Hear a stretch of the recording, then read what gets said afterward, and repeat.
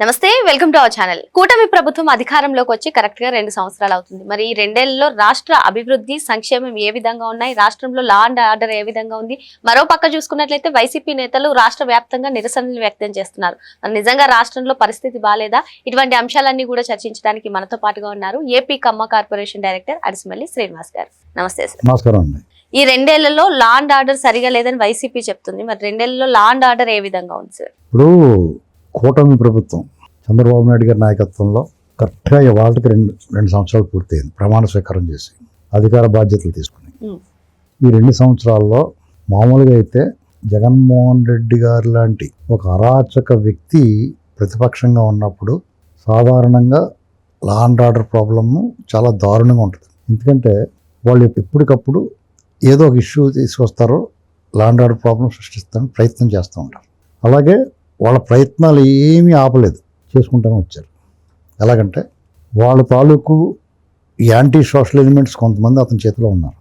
వాళ్ళు వాళ్ళ కార్యక్రమాలు ప్రభుత్వం ఏర్పడిన తర్వాత 1 నెల 2 నెలలు సైలెంట్గా ఉన్నా దాడులు మాత్రం ఆపలేదు. కార్యకర్తల మీద దాడులు కానీ లేకపోతే సాధారణ ప్రజల మీద దాడులు కానీ వాటిని ఉక్కుపాదంతో అణిచేశారు పోలీసులు. చైన్ స్నాచర్స్ని, డ్రగ్ అడిక్ట్స్ని, గంజాయి బ్యాచ్ని, బ్లేడ్ బ్యాచ్ని పట్టుకుని ఉతికేసి రోడ్డు మీద కొట్టుకుంటూ తీసుకెళ్లారు. మరి జగన్మోహన్ రెడ్డి ఊరుకోడు కదా, వచ్చి వాళ్ళకి సంఘీభావం ప్రకటించాడు. అది పెద్ద ఇష్యూ చేశాడు. కానీ ప్రజలందరూ కూడా చీ అన్నారు. ఇలాగనమాట. తిరుపతిలో తొక్కిసలాట అయితే ఆ తొక్కిసలాట కారకులు కూడా జగన్ బ్యాచే. దాని మీద ఇష్యూ చేయడానికి చూశాడు. దాన్ని కూడా చాలా సున్నితంగా సింపుల్గా సాల్వ్ చేశారు. ఇలాగా అనేక ఇష్యూస్ అనమాట. ఒక 2 వర్గాలు లేకపోతే 2 కుటుంబాలు లేకపోతే 2 వ్యక్తులు, స్నేహితులు మధ్య తగాదాలని కుల ఘర్షణలుగా మార్చడానికి వాళ్ళ గ్యాంగుల నుంచి కొంతమంది వచ్చి కుల సంఘాల పేరుతోటి చాలా పెద్ద ఇష్యూ చేయడానికి ప్రయత్నం చేశారు. దాన్ని ప్రభుత్వం చూడటానికి మనకి ఏమనిపిస్తుంది అంటే ప్రభుత్వం చాలా డిఫెన్స్లో ఉంది అని అనిపిస్తుంది మనకి. కానీ వాళ్ళు చాలా చాకచక్యంగా ఆ ఘర్షణలో పెరగకుండా ఉండడానికి వాళ్ళు ఇమీడియట్గా యాక్షన్ తీసుకున్నారు. అలాగే ఒక పాస్టర్ గారు చనిపోయాడు యాక్సిడెంట్లో. దాన్ని ఎంత పెద్ద ఇష్యూ చేద్దామని పదే ఇప్పుడు డిఎస్సీ మీద మాట్లాడినట్టుగా అప్పట్లో పేడ్ ఆర్టిస్టులు చాలామంది మాట్లాడేవారు వచ్చి ఈ అన్ని జగన్ వచ్చి మాట్లాడుతున్నాడు డిఎస్సీ గురించి.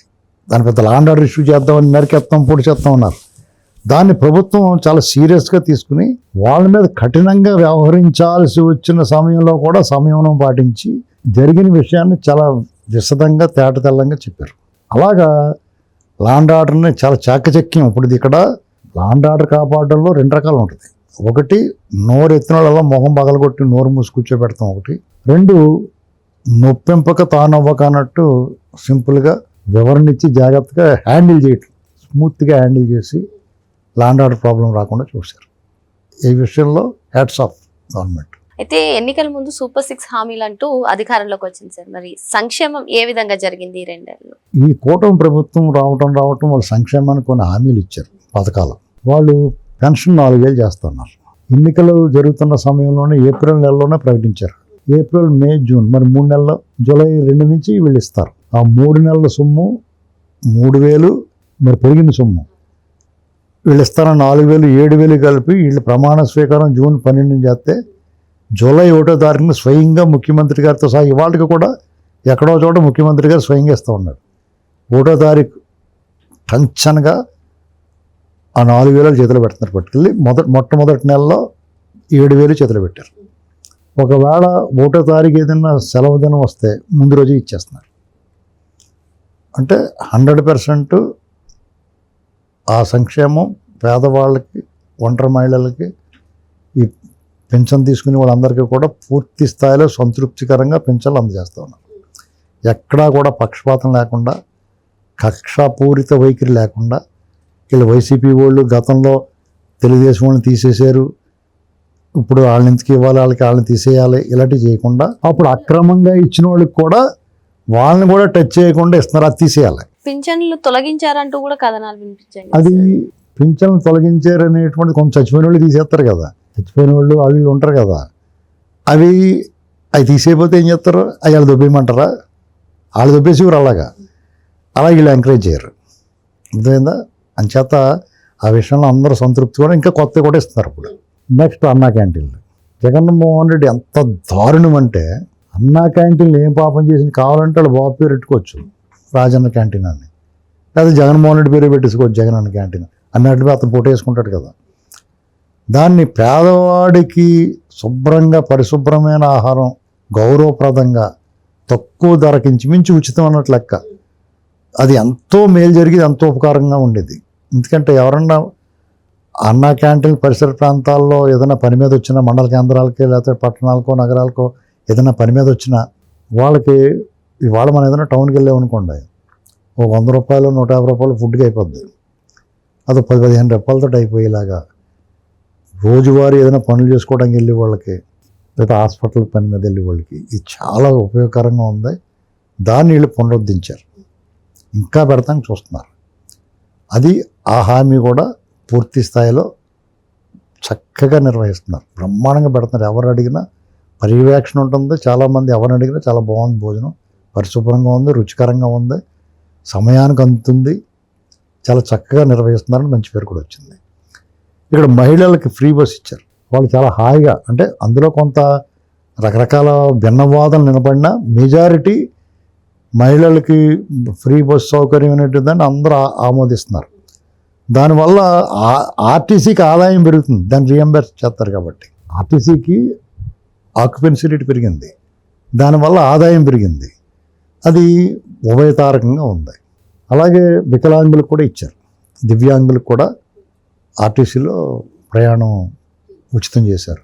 డ్వాక్రా మహిళలకి వాళ్ళు బ్రాండింగ్, వాళ్ళనే పారిశ్రామికవేత్తలుగా చేయాలని, వాళ్ళు తయారు చేసినవి ఏదో చేసుకుండా వదిలేయకుండా దాని బ్రాండింగ్ కూడా చేస్తున్నారు, అరక కాపీలాగా. తల్లికి వందనం నోటు పెట్టారు, చెప్పారు వాళ్ళు ఇచ్చిన హామీలో. అతను అమ్మఒడి పేరుతో ఇంటికి ఒకరికి ఇచ్చేవాడు, మధ్యలో 5 ఏళ్ళలో 3 ఏళ్ళు ఇచ్చాడు, 2 ఏళ్ళు కూడా. వీళ్ళు అలా కాకుండా ఇంట్లో ఆడపిల్ల అంతమంది అంటే అంతమందికి ఇస్తున్నారు. ఇలాగనమాట దీపం పథకం, ఇంట్లో గ్యాస్ సిలిండర్ 3 సిలిండర్లు ఇస్తున్నారు. ఇలాగనమాట వాళ్ళు ఇచ్చిన హామీల్లో ప్రతి ఆడపిల్లకు 1500 ఇస్తూ ఉన్నారు. అదొకటి తప్ప మిగతాన్ని పూర్తి చేశారు. అయితే జగన్ ప్రభుత్వం అధికారంలో ఉండగా ఏపీ మొత్తం 25 ఏళ్ళు 30 ఏళ్ళు వెనక్కి వెళ్ళిపోయింది అంటున్నారు. మరి ఈ 2 ఏళ్లలో కూటమి ప్రభుత్వం అభివృద్ధిని ఏ విధంగా ముందుకు తీసుకెళ్ళింది? ఇప్పుడు జగన్మోహన్ రెడ్డి ప్రభుత్వం ఉన్నప్పుడు మనకి వెనక్కి ఎందుకు వెళ్ళిపోయింది అన్నారంటే, అతను రివర్స్ టెండరింగ్ పేరుతోటి పోలవరం లాంటి ప్రాజెక్ట్ని చంపేశాడు. చాలా వరకు అసంపూర్తిగా సగం పూర్తయిన ప్రాజెక్టులు అన్నీ రద్దు చేశాడు. పీపీఎల్ రద్దు చేసేసి కరెంటు బిల్లు భారం పడిపోలే చేశాడు. అన్ని ట్రూ ఆఫ్ ఛార్జీలు వేసేసి రక్తం పిండేశాడు. అంటే వీళ్ళు అంతేకాకుండా అమరావతి ఏం పాపం చేసింది అతనికి? అతని పాలసీ, అతను కూడా రాజధాని అమరావతి ఉండాలి, 30,000 ఎకరాలు ఉండాలి, ఇవన్నీ మాట్లాడాడు. దాన్ని సింగపూర్కి సంబంధించిన తర్వాత ఏషియన్ బ్యాంకు ఇలాంటి వాళ్ళందరినీ అన్నీ రద్దు చేశాడు. రోడ్లు తవ్వుకుపోయారు, కట్టడాలన్నీ సగం వదిలి ఐకానిక్ బ్రిడ్జిని అయితే పొక్లైన్ పెట్టి తవ్విచ్చేసాడు. దాంతో ఏమైందంటే యాక్చువల్గా అట్లా అలా వదిలేసి అట్లా పని అట్లు చేసుకుని వస్తే ఇవాళ కంప్లీట్ అయిపోయేది. ఇవాళ ఈ ప్రభుత్వమే భారం. అంటే దాదాపు 5 ఏళ్ళు అతని టైంలో ఆగిపోయినాయి. ఇప్పుడు మళ్ళీ వచ్చినా 2 ఏళ్ళు పట్టింది అది లైన్లో పెడతానికి. 7 ఏళ్ళు పోయింది టైం, చాలా వాల్యుబుల్ టైం పోయింది. పైగా వాటి నాణ్యత ప్రమాణాలు మళ్ళీ మొదటి నుంచి రావాలా, అసంపూర్తిగా పూర్తి చేయడం చాలా కష్టమండి. అలాగే అతను ప్రతి అంశంలోనూ ఇలా బ్యాక్ స్టెప్ వేసేయటం వల్ల ఖచ్చితంగా వెనకపోయింది రాష్ట్రం. ముందుకెళ్లాల్సింది రివర్స్ టెండరింగ్ అన్నాడు, రివర్స్లో పోతా వచ్చింది. ప్రతిదీ అన్ని నిర్ణయాలు పునఃసమీక్షించాడు, మొత్తం అన్నీ మొదటికి వచ్చినాయి. దాంతో ముందుకెళ్లాల్సిన పెట్టుబడులు అన్నీ పోయినాయి, తరిమేశాడు అతను. రావటం మానేశారు, కొంతమంది ఒప్పందాలు చేసుకున్న వాళ్ళు కూడా రావటం మానేశారు. దాంతో రాష్ట్రంలో ఆర్థికాభివృద్ధి, పెట్టుబడులు, ఉద్యోగ ఉపాధి కల్పన అంత దెబ్బతినిపోయింది. తిరిగి మళ్ళీ మొదటి నుంచి రెడ్డి వచ్చి మొదలాడినట్టు మళ్ళీ దానివల్ల 10-20 ఏళ్ళేటి కనీసం 25 ఏళ్ళు పోయిందండి. దాన్ని సరిచేయడానికి వీళ్ళు వేగవంతంగా చేయటం బట్టి కొంత కవర్ చేయగలుగుతున్నారు. ఏమైనా సరే అంతా కవర్ చేయలేరు, కానీ కొంత కవర్ చేయగలుగుతారు. అయితే ఇప్పుడు మీరు చెప్పినట్టుగా రాష్ట్రంలో లా అండ్ ఆర్డర్ ఉంది, అభివృద్ధి ఉంది, సంక్షేమం ఉంది. అయినా సరే వైసీపీ ఎందుకు 2 ఏళ్ల పాలనలో చంద్రబాబు నాయుడు గారు వెన్నుపోటు పొడిచారంటే ఈ రోజు రాష్ట్ర వ్యాప్తంగా నిరసనలు చేస్తారు. ఇప్పుడు మాటలు అంటానికి ఏముందండి, ఏమైనా అనొచ్చు. ఇప్పుడు వెన్నుపోటు పొడిచాడు అంటే దేనికి వెన్నుపోటు పొడిచాడు రా అని ఎదుర్కొంటా ఉన్నవాడు అడిగితే చెప్తాడు, వాళ్ళు సమాధానం చెప్పకుండా పోతారు కదా. వాళ్ళు ఎంతసేపు కూడా వన్ సైడ్ వాళ్ళు చెప్పేసి పోతారు, మైకుల ముందు వాళ్ళు కావాల్సిన వాళ్ళు మైకుల ముందు అరిచేసి పోతారు. దానికి సమాధానం ఎవడు చెప్పాలి? చచ్చినట్టు ఇలా చెప్పుకోవాలి అంతే తప్ప వాళ్ళు మాట అనేసి పోతారు తప్ప దానికి ఎవడన్నా ఏదైనా అడిగితే చెప్పేదానికి సిద్ధంగా ఉండరు వాళ్ళు. ఒకవేళ డిబేట్లో కూర్చోరు, లేకపోతే చర్చకు రారు. లోకేష్ గారు బహిరంగంగా చెప్పాడు, రారా మాట్లాడుకుందామని.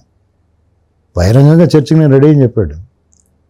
అసలు ఆ దుప్పట్లు కప్పుకుని పడుకుంటాడు తప్ప బయటకు ఎందుకు వస్తాడు? వారానికి 15 రోజులకు ఒకసారి వచ్చి మాట్లాడేసి పోతూ ఉంటాడు. కొత్తగా అతనికి ఏమో ఈ లెక్కర్ స్కామ్ భయం ఒకటి పట్టుకుంది, ఎప్పుడు లోపల పోతాను అని. దాంతో ఇంకా కోరుతున్నాడు. అది పరిస్థితి. మరో అంశంతో మళ్ళీ కలుద్దాం. Thank you sir.